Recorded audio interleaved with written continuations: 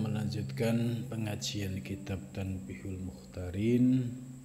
Sudah sampai pada halaman 103. Qala musannif rahimakumullah wa nafa'na bihi wa bi ulumi fid dharain amin ya rabbal alamin. Wa min ahlakihim, dan itu termasuk akhlaknya para ulama salafus soleh, ya. Jadi salafus soleh yang dimaksud di sini ya ulama para sufi yang ya kesalehannya itu ya diakui dan akhlaknya itu bisa menjadi teladan.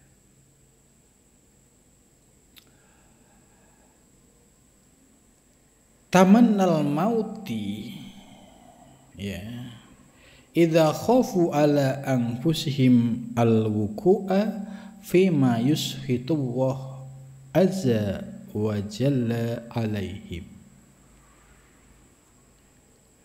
Ya, termasuk akhlaknya para ulama-ulama sholihin, ya, yaitu berharap ya meninggal dunia idza khafu ala anfusihim al-wuqu' fi ma yuskhitullah. Mereka takut pada dirinya sendiri, yaitu meninggal dalam keadaan dimurkai oleh Allah Subhanahu wa taala. Ya. Ini salah satu akhlak dari para salafus soleh. Artinya apa? Ya. Bahwa para salafus soleh sekalipun kesalehannya, ya, kedekatannya dengan Allah itu sudah sampai pada mahab, ya, makom sebagai kekasih-kekasih Allah, tapi mereka tidak lantas ujub dan kibir. Ya, ujub dan kibir itu heran bangga dengan kedudukannya, ya, ya, artinya membanggakan kedudukannya sebagai kekasih Allah, dan akhirnya sombong mengecilkan orang lain. Ini bukan akhlak ulama-ulama salafus soleh. Sekalipun martabatnya itu termasuk kekasih Allah, tapi jauh dari penyakit ujub dan kibir. Nah, ujub dan kibir itu tadi merasa dirinya itu ya hebat, punya makom sebagai wali, lantas muncul sombong, yaitu mengecilkan ulama lain, kemudian merendahkannya. Ini ujub dan kibir. Nah, orang yang sampai pada makom salafus soleh, yang sudah sampai pada makom sebagai kasih Allah, akan terjaga dari ujub dan kibir. Artinya ini godaan level ulama gitu. Jadi level ulama itu juga punya godaan dan tipu daya. Kalau sudah pada level itu kok muncul ujub dan takabur, ya, sehingga merasa sebagai wali, ya, merasa kedudukannya paling tinggi, kemudian sombong, lantas merendahkan ulama lain. Ini penyakit hati. Dia lupa diri, ya, bahwa iblis itu menelikung dari belakang dengan menggunakan tombak, yaitu ujub dan takabur. Maka sesungguhnya ya ketika ada ulama yang muncul ujub dan takabur, itu sama saja bunuh diri, karena akan runtuh derajat dan makomnya di sisi Allah Subhanahu wa taala. Maka makom yang hakiki, ya, bagi orang-orang yang telah mencapai makom sebagai orang-orang yang dicintai oleh Allah, pasti sudah ya terlewati dari tipu daya ujub dan kibir ini. Gitu. Artinya ya mereka akan semakin tawadu, ya walaupun ya beliau ini wali gitu. Oleh pendapat para ulama-ulama lain yang memahami makom beliau, tapi beliau tidak pernah menunjukkan bahwa aku ini wali, apalagi menyombongkan. Beliau tetap ya menunjukkan sebagai basyariah, ya manusia biasa, tidak menunjukkan merasa dirinya wali. Ya, sehingga dalam kehidupan di tengah masyarakat beliau bisa membaur dan sama sekali tidak menunjukkan dan membanggakan posisi itu dan merasa malu kepada Allah. Lah, dalam kitab Tanbihul Muhtarin ini ya diberikan sebuah salah satu akhlak dari salafus soleh ulama-ulama terdahulu, yaitu mereka sekalipun posisinya ya memiliki kedudukan di sisi Allah, tetap berharap, berdoa ya pada saat meninggal itu bukan dalam posisi dimurkai oleh Allah. Nah, ini ujian berat ya bagi orang yang berilmu. Gitu. Karena itu para ulama-ulama yang posisinya ya selalu merasa kurang, selalu merasa banyak salah, selalu tawadu, ya, tidak pernah menyombongkan diri. Karena khawatir, takut. Takutnya apa? Khawatir nanti matinya dalam murka Allah. Gitu. Nah, ini menjadi pelajaran bagi kita. Jangan sampai membanggakan diri, membanggakan makom dirinya, kemudian lupa di situ ada bisikan iblis, ujub dan takabur, terlena, akhirnya jatuh, ya, kemudian mati dalam keadaan ya dimurkai oleh Allah Subhanahu wa taala. Di sini fima yushitullah azza wa jalla alaihim. Ini naudzubillah min dzalik. Maka para ulama salafus saleh itu ya selalu merasa banyak dosanya, merasa banyak kekurangan, dan selalu merasa memohon kepada Allah diberikan mati husnul khotimah. Dan doa itu menjadi doa harian, karena khawatir, takut ya nanti mati tidak husnul khotimah itu. Nah, di sini ada sebuah pelajaran bagi kita, ya jangan sampai kita ini terbawa oleh ujub, takabur, kemudian merasa, apalagi sudah merasa pasti dapat surga, merasa pasti dijamin. Ini ujub, takabur ini cukup membuat lena seseorang. Ketika dia lena, akhirnya yang terjadi lain, ya, matinya dalam keadaan yaitu yushitullah, dimurkai oleh Allah. Ini naudzubillah min dzalik, ya. Jadi menarik ini pelajaran dari kitab Tanbihul Muhtarin ini menarik. Artinya apa? Bahwa sekalipun kita sudah menjadi seorang salik, ya, yang sudah istiqomah, tetap harus rendah hati, ya, tidak boleh merasa hebat, merasa punya makom, merasa dijamin surga. Ini sangat licin sekali. Itu tipu daya iblis yang tidak terasa. Ujub ini penggeraknya iblis, takabur penggeraknya iblis. Lah, kalau seorang salik terlena, terpleset dengan ini yang akhirnya menyebabkan dia menjadi orang yang merugi. Tapi kalau kita selalu waspada, istighfar tiap hari, karena ya pasti selalu kita melakukan dosa. Karena zikir istighfar itu menjadi penting. Supaya apa? Supaya tidak muncul ujub takabur. Orang yang ujub takabur ini kan merasa nggak punya dosa, merasa dijamin surga, merasa punya kapling surga. Padahal ini jebakan iblis yang sangat lembut.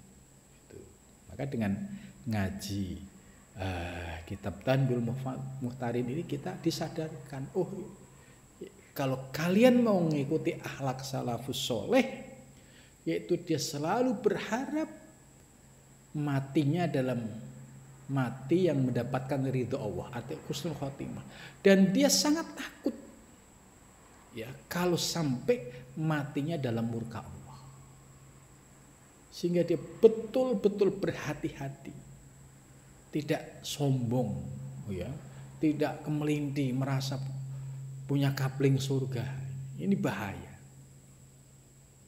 Ini kalau kita mau mengikuti akhlak para ulama-ulama salafus soleh.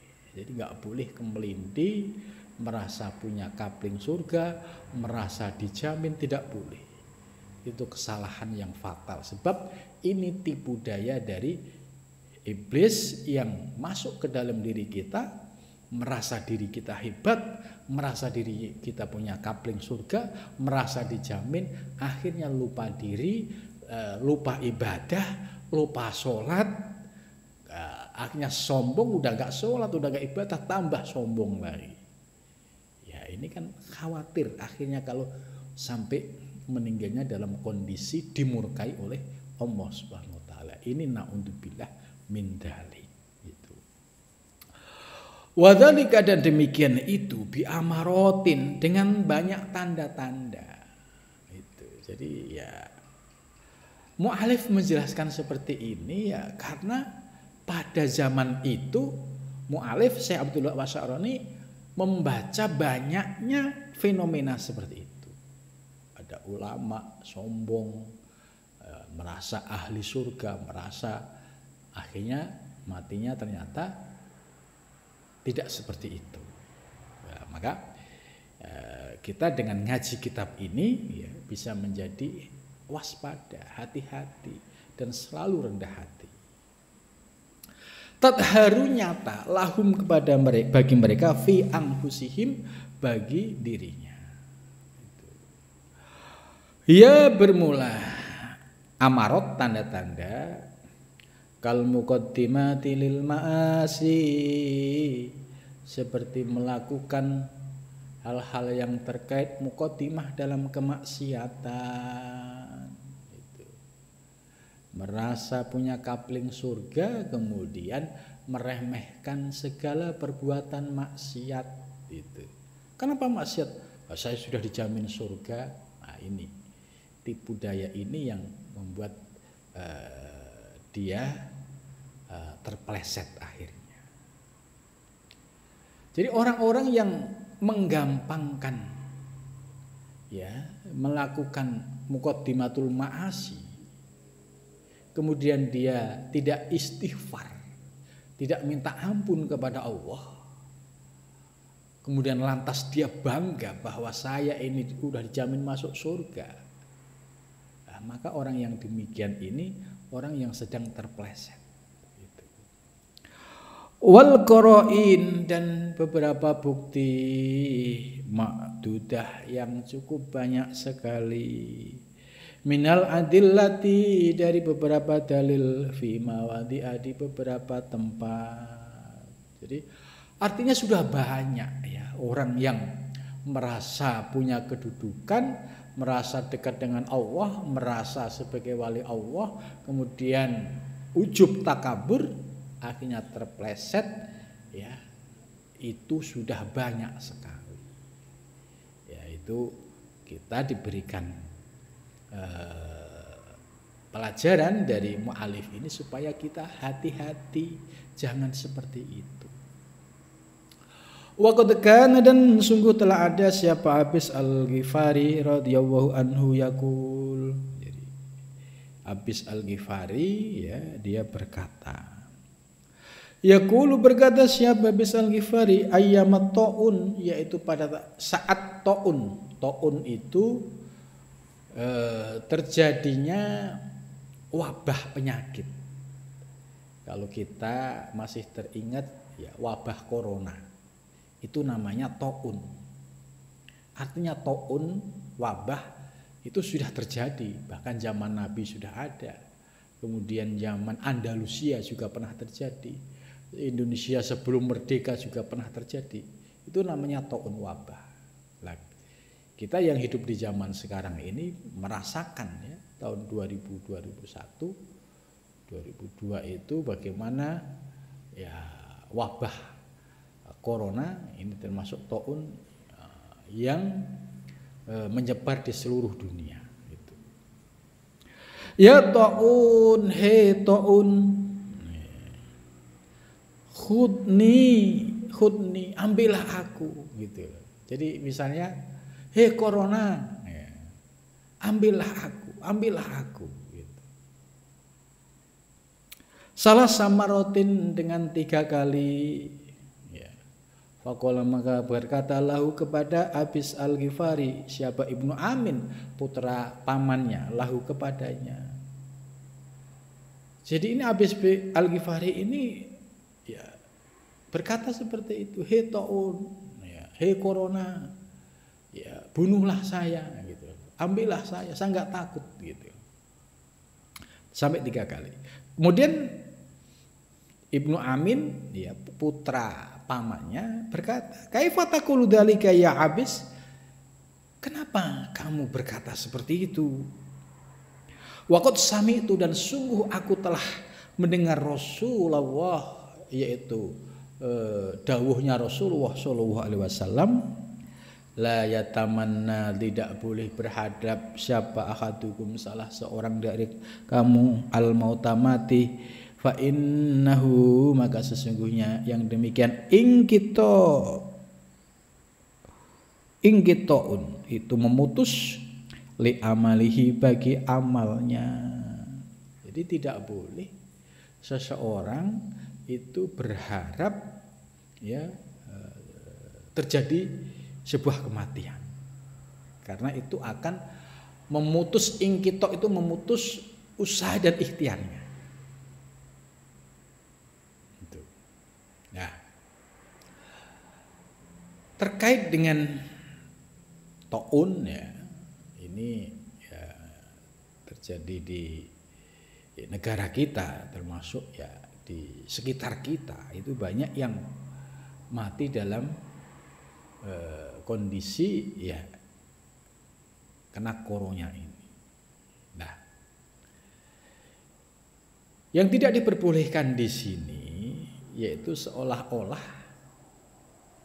tadi dia berharap, ya, dirinya mati oleh ta'un atau corona. Nah, ini diingatkan, Rasulullah melarang. Jadi ada seseorang kemudian ada keinginan, saya pengen mati karena ini, itu nggak boleh. Ya, misalkan ini bisa dicontohkan lain, ya, saya pengen mati, ya, matinya mati yang dalam kondisi yang tidak baik lah, ya, itu tidak boleh, sebab itu akan memutus dia usaha dan ikhtiarnya. Itu. Faqallahu, maka berkata siapa Abis Al-Ghifari lahu kepadanya, na'am, iya, sami'tuhu, aku juga mendengarkannya. Wa qala tu'asil mirdiwahu, yatamanna, berharap siapa Atha al-mautamati. Faqala, maka berkata lahu kepada Atha, berkata lahu kepada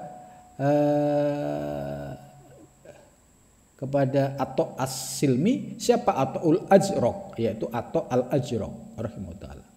Kaifa tatamanna ma'an Nabi, bagaimana kamu pengen mati, ya, berharap mati sementara Rasulullah itu melarang. Faqala maka berkata siapa Atha, innama yuridul hayata may yazdatu kulla yaumin khairan. Nah, kemudian Atha menjawab, ya, yang paling baik itu berharap hidupnya itu produktif. Kebaikannya tiap hari itu bertambah. Ini menurut ya atau yang Al-Ajraq itu seperti itu. Jadi orang hidup yang baik itu kebaikannya yang selalu bertambah. Itu. Jadi nggak boleh kemudian berharap pada kematian-kematian. Ya. Terlebih ini yang paling berbahaya tadi. Merasa punya kapling surga itu paling bahaya, karena Nabi tidak mengajarkan seperti itu.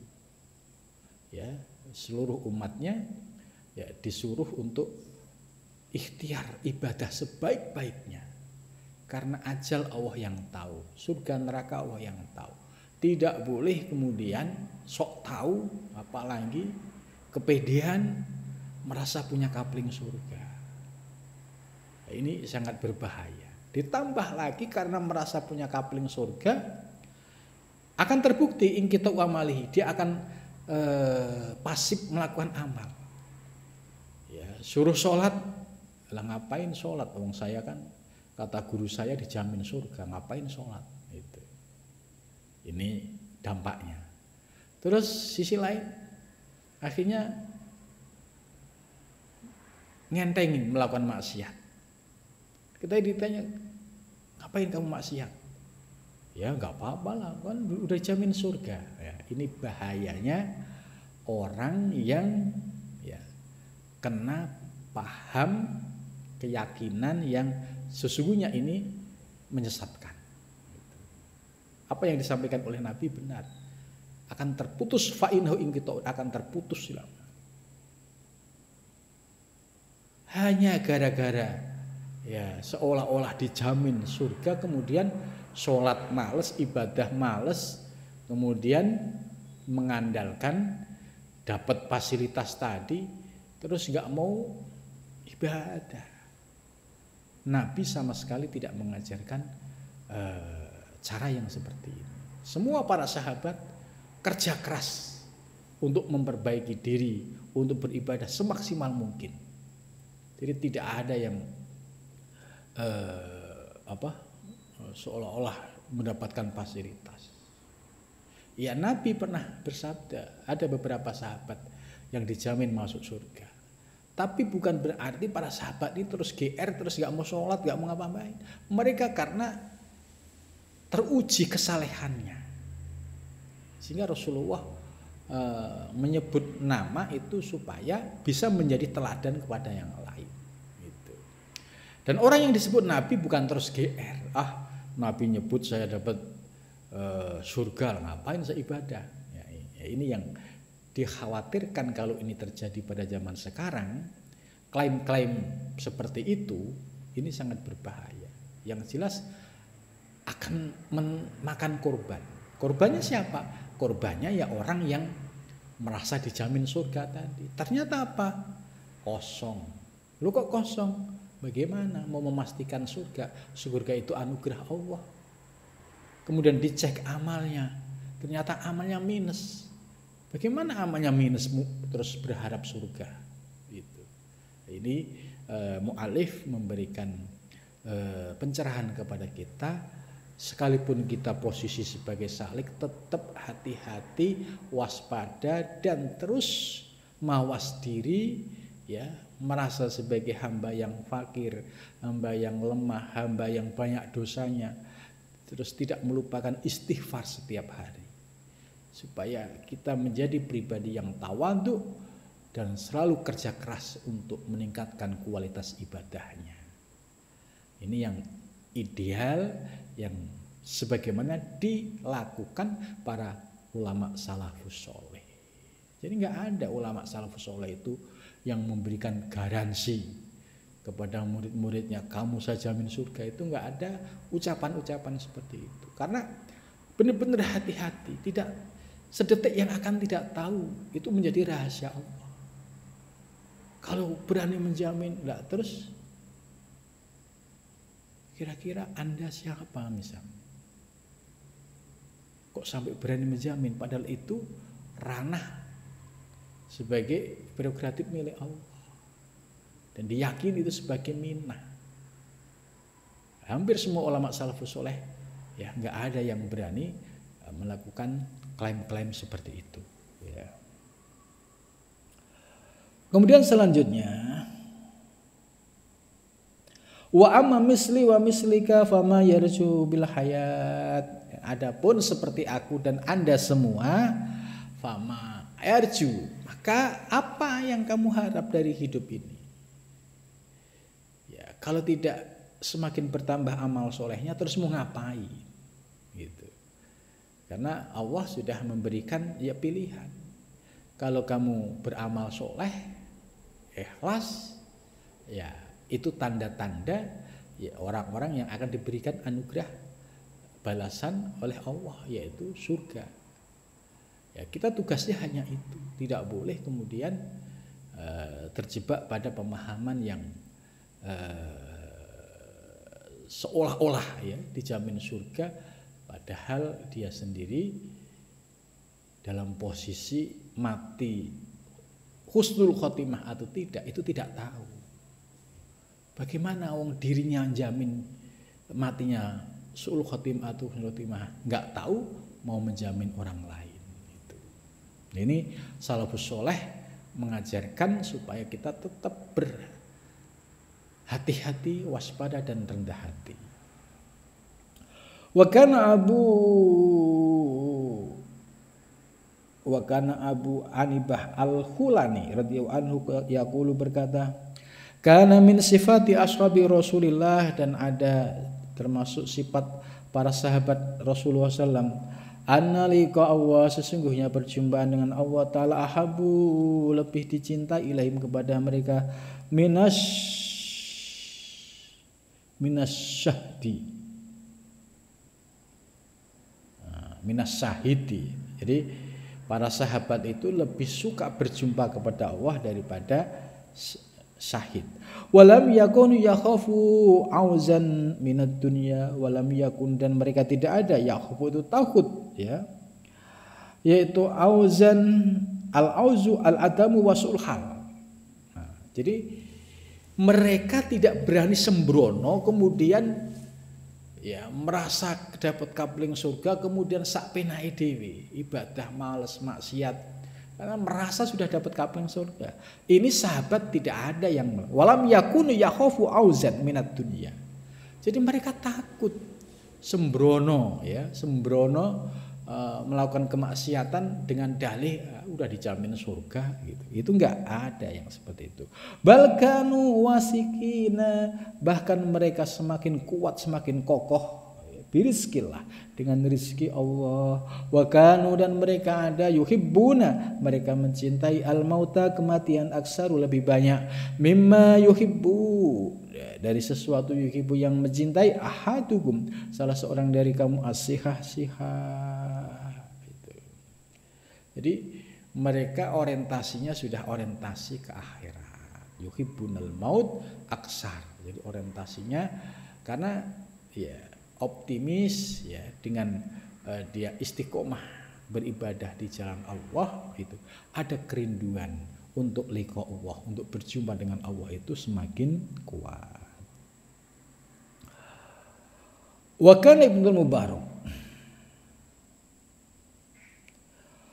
dan ada siapa Ibnu Mubarak radhiyallahu anhu yaqul qultu li Sahl At-Tastari, dia berkata kepada Sahl At-Tastari, aturidu antamut godan, apakah kamu ingin meninggal besok? Qala la, aku tidak mau.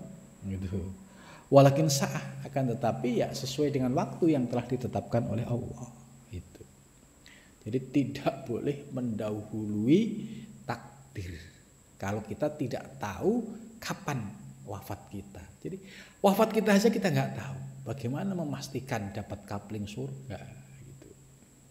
Wa kana Sufyan asy-Tsauri radhiyallahu anhu yaqulu atruk an-nas wa hum yakhafuna minal amrad wal balaya khaufan ala anfusihim ay yaqau fi karahati qada ila ta'ala alaihi. Sufyan As-Tsauri berkata, aku menemukan banyak manusia, wahum yakhafuna minal, mereka takut sakit dan menerima atau tertimpa bahaya, musibah. Karena mereka takut khaufan al anfusihim, takut pada dirinya jatuh kepada yaitu hal-hal yang tidak disukai terkait qada Allah Ta'ala. Wa kana yaqulu katsiran inna ma khafar rijalu minal bala lima fi fa wallahi ma adri madza yaqum minni law abtalatu fala ali akfuru wala ashuru.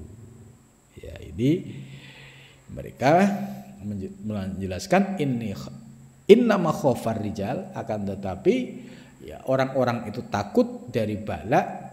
Kenapa? Lima fihi, karena terkait dengan dampaknya itu. Demi Allah ma'adri, aku tidak tahu madza yaqum minni, apa yang akan terjadi padaku, wabtalatu, dan aku ketika diuji.